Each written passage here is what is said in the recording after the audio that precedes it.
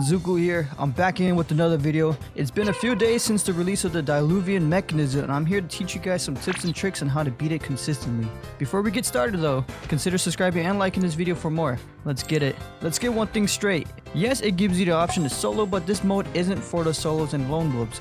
Find a dedicated group or join my Discord, link in the description or down in the comments below.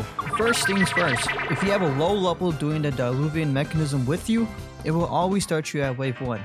If you are running a 5-player team, which is highly recommended, it will always start you at wave 11. The real waves you will have to watch out for is 25, 30, 35, 40, 45, and 50.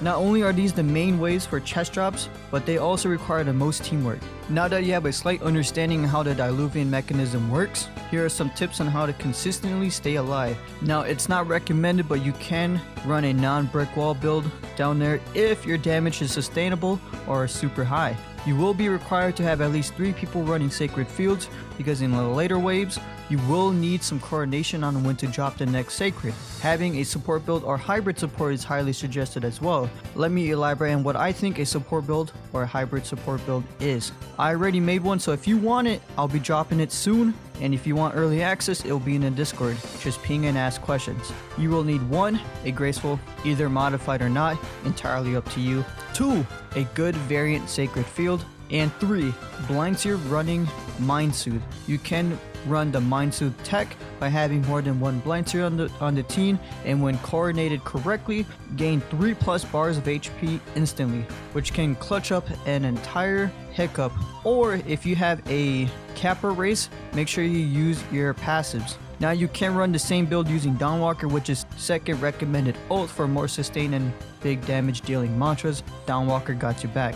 But that's entirely up to you. As long as you have your graceful, you will always be at full armor and natural armor. As stated earlier, you would want to drop them on every 5 waves. This is just preference, but have people use Gale or Frost. These attunements can deal with the carbuncles much easier than any attunement in the game at the moment. Reason? There's 2 mantras, Tornado and Warden Blades. These are a must need on dealing with the smaller groups of mobs. Flame is decent with Relentless or Fire Gun, but you can easily get cancelled out by a Thunder Attune mob or get M1 checked. Basically just get interrupted, which is really bad. Speaking of attunements, these are the best attunements for running this trial. Flame, Gale, and Frost. These are hands down the best for sustain, power mantras, multi-hits, and amazing talents. Flame has Eruption, Frost has Crystal, and Gale has Spectre. They all can play a huge part in your success on completing this trial consistently. Now, I don't really recommend mixing these up unless you're willing to sacrifice brick wall and your team knows. Now, let's go over some weapons. It's entirely up in the air right now, but if you want the best weapon to use for the Diluvian mechanism, it will be 1, any blunt weapon. They deal the most amount of posture against golems and stone knights. Not by chance, they have the most resistance and health out of all regular mobs in this trial, not including the bounders and bone boys. 2, use the enforcer weapons, preferably the axe and enforcer hammer.